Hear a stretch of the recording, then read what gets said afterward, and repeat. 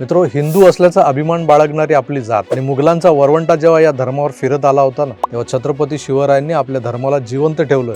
काशी की कला जाती, मथुरा में मस्जिद होती, अगर शिवराय न होते तो सुन्नत होत सबकी. या ओळी प्रकर्षानं आठवतात आपल्याला अशा वेळी. पण देशासाठी, देशाच्या रक्षणासाठी आणि देशात राहणाऱ्या 140 कोटी देश बांधवांची सुन्नत होऊ नये म्हणून भारत मातेचे जे वीरपुत्र आपली सुन्नत करून घेतात, त्यांना शतशत प्रणाम करावे लागतात.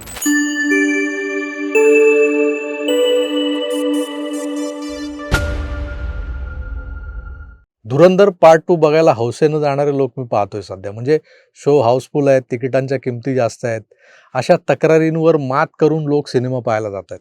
बरं, हा सिनेमा काय 2-2.5 तासात संपणारा सिनेमा नाहीये, तर तब्बल 4 तास चालणारा हा सिनेमा प्रेक्षकांना त्या 4 तासात बोर होऊ देत नाही. मात्र बऱ्याच सिनेमांच्या बाबतीत असं होतं की हौसेनं आलोय बघायला, पण चला कधी संपतोय एकदाचं असं होतं. अशा चेहऱ्यानं बसलेले लोक मी पाहिलेत माझ्या आयुष्यात.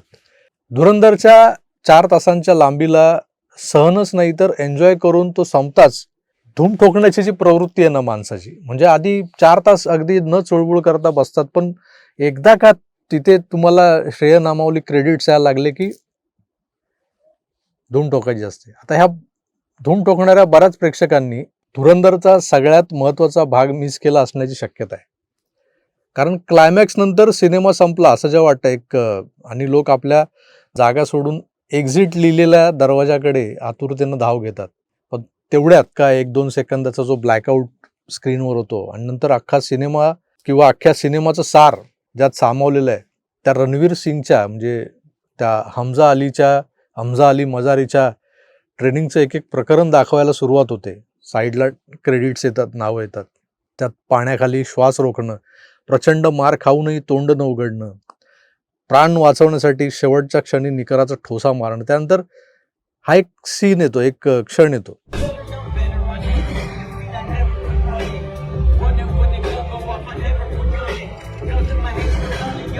पाहिलं, बहुतांश प्रेक्षक हा सीन पडद्यावर झळकण्याआधीच थिएटर सोडून गेलेले असतीलही.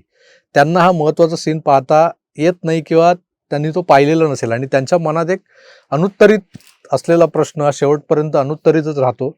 प्रश्न तोच, पहलगामला झालेला हल्ला आठवतोय का तुम्हाला? दहशतवाद्यांनी पर्यटकांना नावं विचारली, जात विचारली, धर्म विचारला.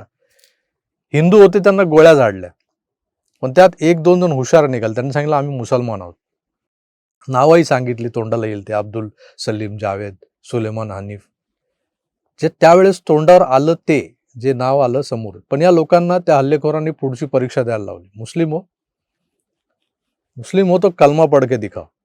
आणि जर तुम्ही पहलगाम हल्ल्याची जर ती टाईमलाईन चेक केली तर तुम्हाला आढळेल की एकाला कलमा पाठ होता, तो हिंदू कलमा पडला म्हणून वाचला, पण बाकीचे मारले गेले. काहींनी पुढची कृती केली जी सगळ्यात जास्त वेळा ओळख परेडसाठी वापरली जाते. तुमची विजार उतरवली जाते, पॅन्ट निकालो.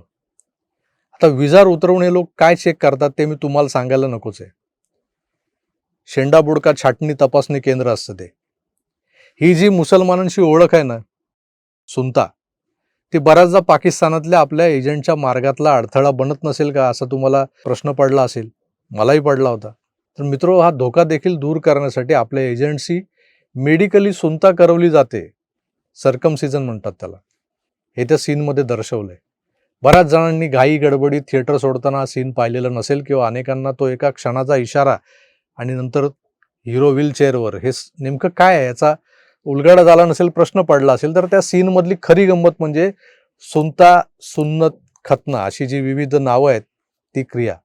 मित्रो, हिंदू असल्याचा अभिमान बाळगणारी आपली जात आणि मुघलांचा वरवंटा जेव्हा या धर्मावर फिरत आला होता ना, तेव्हा छत्रपती शिवरायांनी आपल्या धर्माला जिवंत ठेवलं. काशी की कला जाती, मथुरा में मस्जिद होती, अगर शिवराय न होते तो सुन्नत होत सबकी. या ओळी प्रकर्षानं आठवतात आपल्याला अशा वेळी. पण देशासाठी, देशाच्या रक्षणासाठी आणि देशात राहणाऱ्या 140 कोटी देश बांधवांची सुन्नत होऊ नये म्हणून भारत मातेचे जे वीरपुत्र आपली सुन्नत करून घेतात, त्यांना शतशत प्रणाम करावे लागतात अशा वेळी. ज्यांनी धुरंधर अजून पाहिला नसेल त्यांनी धुरंधरचा हा शेवट चुकू नये जर पाहायला गेलात. आणि ज्यांनी चुकवलाय त्यांनी पुन्हा जरूर पाहावा. कारण कुणीतरी आहे जे आपल्यासाठी पराकोटीचं बलिदान करतंय, हे आपल्याला समजायला हवं. ती जाण ती जाणीव आपल्या मनाच्या कोपऱ्यात कुठेतरी रुजायला हवी, कुठेतरी रुजायला हवी. बस एवढंच. मी तुर्तास इथेच थांबतो. पुन्हा भेटूच, तोवर आपली काळजी घ्या आणि पाहत राहा आपलं आवडतं यूट्यूब चॅनल आकार DG9. धन्यवाद. नमस्कार.